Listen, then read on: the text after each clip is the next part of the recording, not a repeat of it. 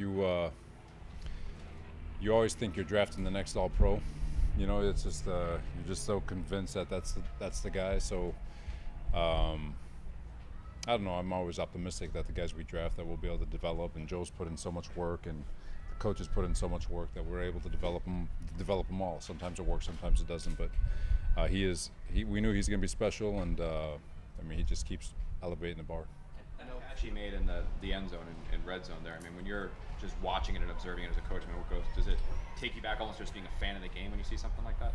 So I get to serve three hats, but offensive hat, and you're like, hell yeah, makes life easy. On a defensive hat, it's like, well, what the hell are you supposed to do, right? But he's capable of as much as he wants to give, so he is special. And what's it like for you to see him and Aaron kind of build confidence in real time and chemistry in real time? Like that? It's so important. We've got not a lot of time to get ready for week one in the season, and they've been working together. OTA's got a lot of working together, and it's really all the receivers too, and just the amount of communication in the meeting rooms and off the field that's happening. So it's been really good to watch them communicate and strain to get on the same wavelength. And we've still got a heck of a long way to go, and we're still without pads. That comes on Tuesday. It's going to change the dynamic of everything. But at the same time, you really like the progress that everyone's had.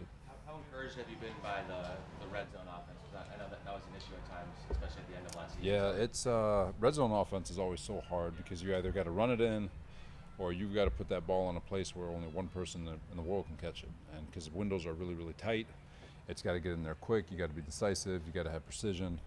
So it's been really good for the offense. Obviously, they've been. Aaron does a great job threading needles and getting the ball in there. Zach had a couple of really good throws today in the red zone. So it's been encouraging, but defensively we got to figure out how to close up those small windows. Put Dwayne Brown on PUP yesterday after we talked to you. What's the plan for when to get him back? He's going to work through. Obviously, he's still working through the things the surgeries he had this off season, but we're not worried about his availability for the season. It should be.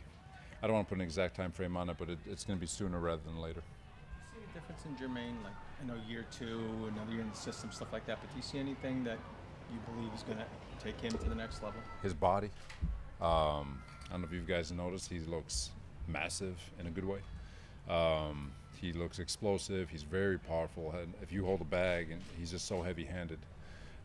Very powerful player. So I'm really expecting him to take a jump this year. Excited about where his mindset is, his confidence, his competitive spirit, all of it. So he's in a good place right now. And you talked about his mindset. Just where is it compared to where it was last year?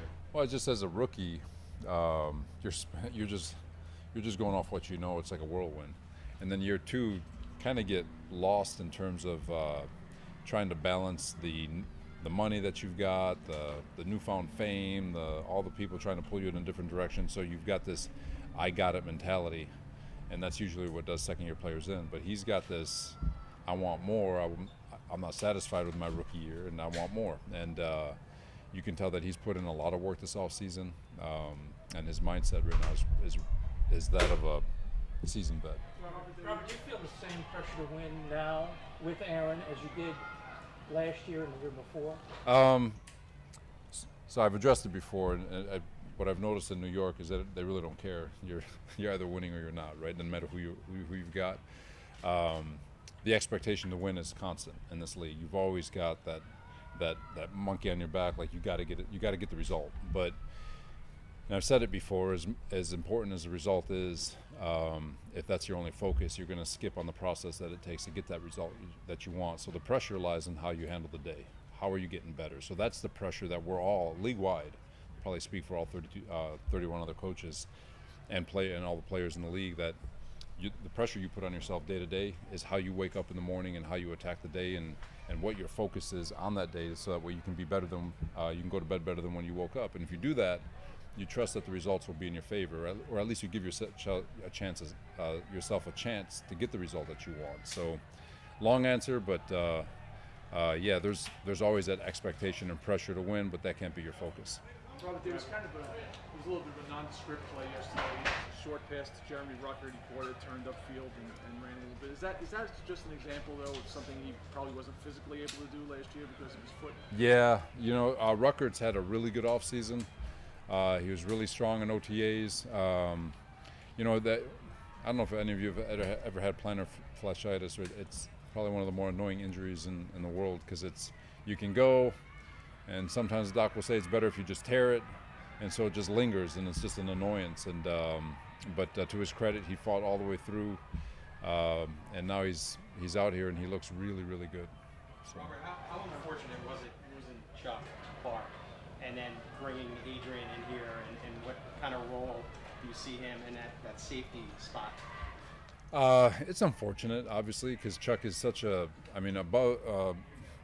aside from being a good football player, the guy's an unbelievable teammate, unbelievable person, and his work ethic, his drive, and what he stands for is everything that we believe in this organization. And obviously it opens the door for other people to compete. Getting Amos in here is really good because he's got tremendous experience and he's a damn good football player. And but it's a shame. But at the same time, nobody, it sounds cold, but at the end of the day, it's next man up, and we got to get going. What have you thought about the first 4 days without the pads on, and now what's going to change with the pads on? You hope that nothing changes except for the noise of the collision, obviously. You still want them to compete. You still want them going 100 miles an hour. You still want them to take care of one another in terms of learning how to practice as a pro, staying off the ground, all that stuff. But pads, usually the intensity levels up a little bit. But I love the way we've competed these first 4 days, offense and defense, and just going back and forth. Offense having some good plays, defense having some good plays. Special teams has been on it, and so it's been a very productive first 4 days. And after this day off, just expect now you're reacclimating the pads and trying to get your body ready to get collisions. You have a new type of soreness, but I'm not expecting the level of competition and the level of strain and effort to drop at all. You mentioned the intensity going up when the pads come on. There have been a couple skirmishes the last couple of days. I mean, do you plan on talking to? I know you'd like to see some of that, but you plan on talking to the guys at all? Because if it's already this level, now it's ramped up more. We talk. I let them know, guys, it's training camp. These guys are fighting for their livelihood, right? They're trying to get on teams. They're trying to compete their tail off to get into a starting lineup, to earn a spot on the roster, to earn a role. And so fights are going to happen. And it's like I tell them when you're fighting with your family, you got to rule as a family. I tell my 7 kids, keep it below the neck, above the waist. So the skirmishes are going to happen. Don't throw a punch.